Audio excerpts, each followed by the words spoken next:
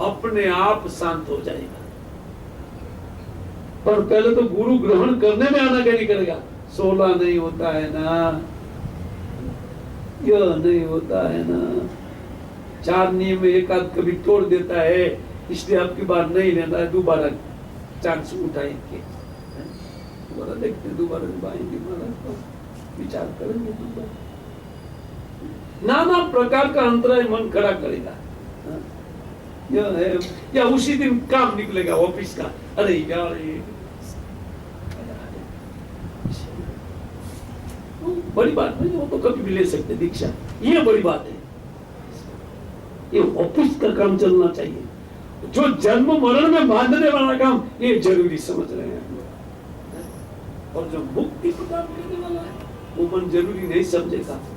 इसको कहते हैं उपेक्षा। ये उपेक्षा,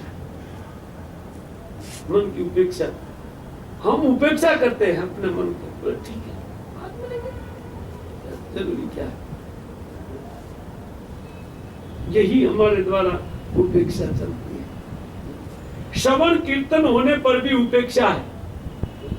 एक वो आचार्य जी बोल रहे थे, इसको मैं पाठ नहीं किया क्योंकि मैं सोचा कि टाइम बहुत जा रहा है और जगदीश ठाकुर को थोड़ा एक्सप्लेन करना है, इसलिए निकल गया। वो बोल रहे हैं कि देखिए जैसे श्रवण कीर्तन के करने पर ज्ञान भी प्राप्त करते हैं, फिर भी क्यों नहीं हो रहा है? बोले ज्ञान में दृढ़ता नहीं आने के कारण। ज्ञान तो है लेकिन फिसलने वाला है, दृढ़ नहीं हुआ है, बुद्धि को दृढ़ नहीं किया है अभी ज्ञान के ऊपर। जिनका दृढ़ बुद्धि है, इसका जो कुछ भी होना है वो मैं ये करूंगा। जैसे संसारिक कार्यों में हमारा दृढ़ बुद्धि है, पारमार्थिक कार्यों में दृढ़ बुद्धि नहीं है। पारमार्थिक कार्य में जो दृढ़ है इसको ही करना है। तो बोलते ज्ञान का अभाव या ज्ञान का दृढ़ता का अभाव उनका कारण है, और कोई कारण नहीं। ज्ञान तो हो गया लेकिन उनका दृढ़ता के अभाव है।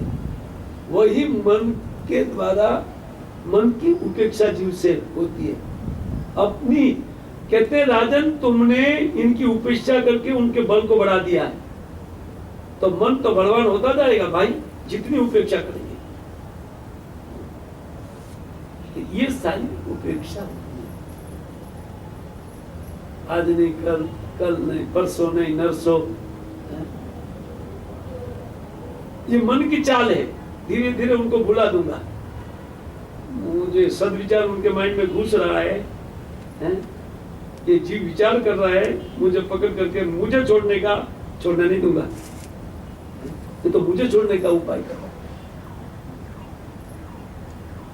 तो फिर ये धीरे धीरे विचार देता है, प्लान पूर्वक, योजना पूर्वक। कोई बात नहीं, ले सकते हो, लेकिन तत्काल क्या है, और बाद में इच्छा तो होगी। और कुछ लोग तो यहां तक कहते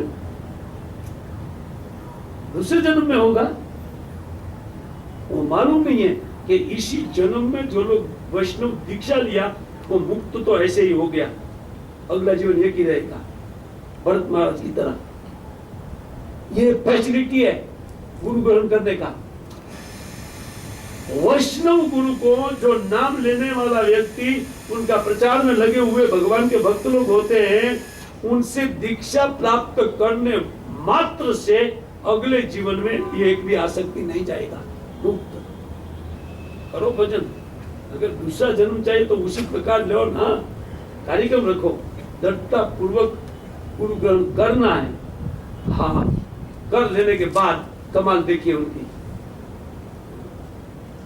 फिर वो अगले जीवन में ये आसक्ति नहीं आई। हम प्रयत्न करते हैं उन आसक्ति को छुड़ाने के लिए, छूटता नहीं है, लेकिन केवल गुरु ग्रहण कर लेने मात्र से अगले जीवन में नहीं आएगा। क्यों? उन्होंने साहस जुटा लिया। क्या दुनिया एक साइड चल रही है भोगों में, लेकिन इन्होंने भगवान के लिए उनके एक जन को स्वीकार कर लिया। अतः भगवान फैसिलिटी देते हैं, इसको छोड़ो। और भगवान की कृपा से ही जीव माया से छूट सकता है, अपने प्रयत्न से नहीं। जगदीश ठाकुर कहते हैं, आगे कहते हैं कि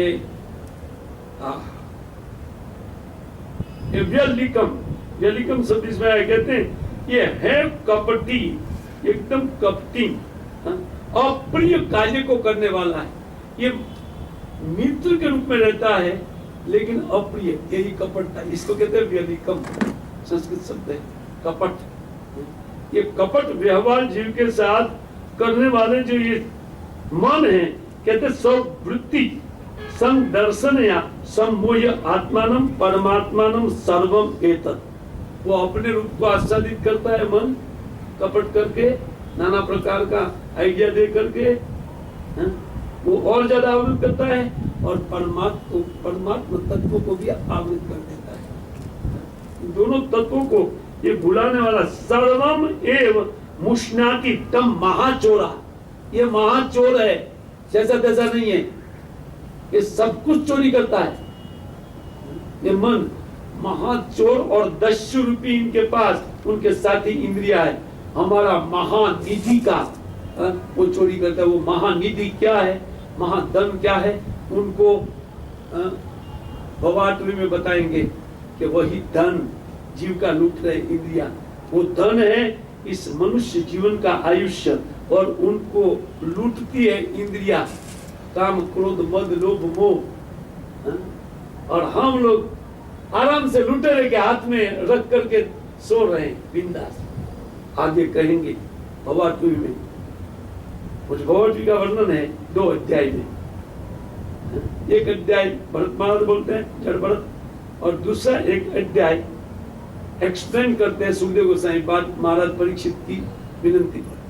2 अध्याय, ये अध्याय जब आएगा ना तब समझाएंगे कि वो मन आसक्त होता है, वो वस्तु क्या है, इसको वहां पर कहा जाएगा।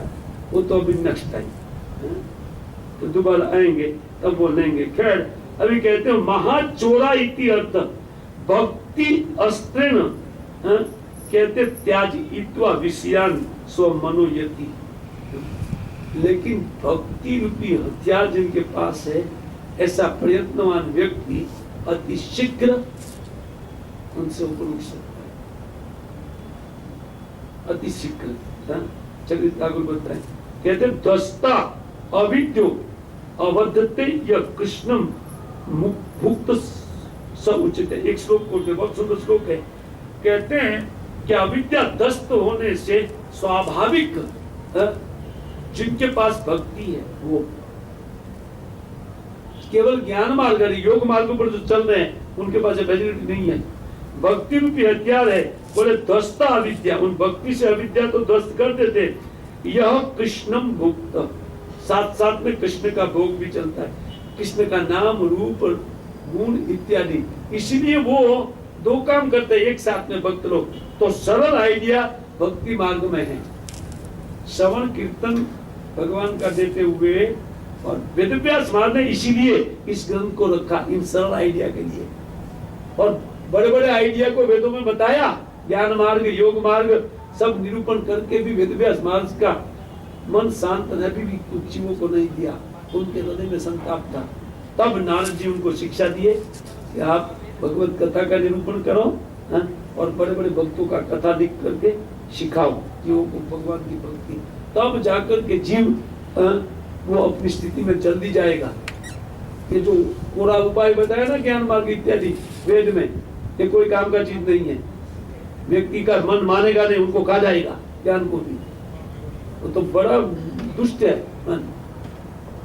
वेदव्यास महाराज को हम लोग प्रथम स्कंद में ये पाठ करते हैं।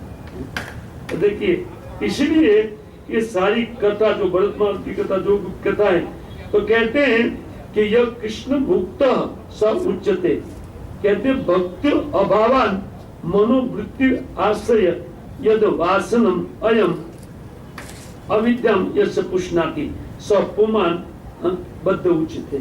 कहते भक्ति के अलावा जो दूसरे साधन से जो सिद्धि प्राप्त करना चाहते हैं, 2 साधन ज्ञान और योग मार्ग, वो बद्ध का बद्ध रहेगा, छूटेगा ही नहीं। मुक्त होने पर भी नहीं छूटेगा, क्योंकि मुक्तो अपि पुनरायाति, उनका भी पुनर्जन्म होता है मुक्ति से।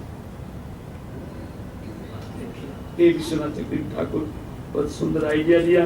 तो उसके अनुसार भगवान की भक्ति को जो महा उपाय के रूप में बताया गया है, उनको ग्रहण करना चाहिए हाँ? और इस प्रकार ये धोखाबाज मन को हम लोग इनके उन किलों के साथ ध्वस्त कर सकते। हरे कृष्ण। कोई प्रश्न है? लेट हो गया, मैं 5 मिनट और ज्यादा ले लिया।